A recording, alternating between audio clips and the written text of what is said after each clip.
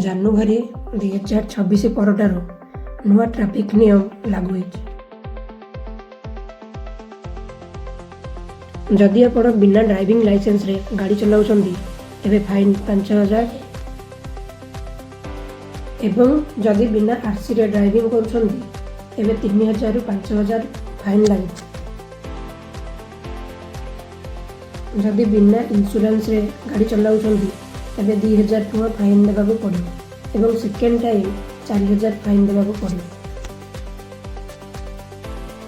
ବିନା ହେଲମେଟ୍ ଦ୍ୱାରା 1,000 ଟଙ୍କା ଫାଇନ୍ ଏବଂ ଡ୍ରାଇଭିଂ ଲାଇସେନ୍ସ ସସ୍ପେଣ୍ଡ ହୋଇପାରିବ। ବିନା ସିଟ୍ ବେଲ୍ଟରେ କାର ଚଲାଉଥିଲେ 1,000 ଟଙ୍କାର ଫାଇନ୍ ଦେବାକୁ ହେବ। ବାଇକ୍ରେ ଯଦି 3 ଜଣ ଯାଉଥିଲେ 1,000 ଟଙ୍କା ଫାଇନ୍ ଏବଂ ଲାଇସେନ୍ସ ସସ୍ପେଣ୍ଡ ହେବ। ଗାଡ଼ିର ଓଭର ସ୍ପିଡ୍ ପାଇଁ 1,000 ରୁ 2,000 ଟଙ୍କା ଫାଇନ୍ ଦେବାକୁ ପଡ଼ିବ।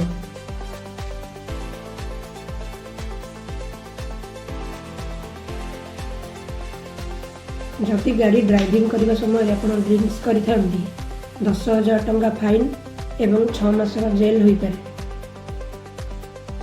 ଡ୍ରାଇଭିଂ ଟାଇମ୍ରେ ଫୋନ୍ ୟୁଜ୍ କଲେ 5,000 ଟଙ୍କା ଫାଇନ୍ ଦେବାକୁ ପଡ଼ିପାରେ।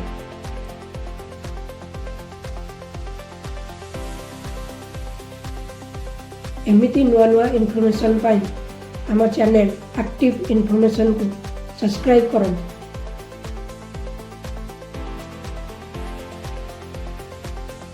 ଏବଂ ଟ୍ରାଫିକ୍ ନିୟମ ମାନି ଚାଲନ୍ତୁ।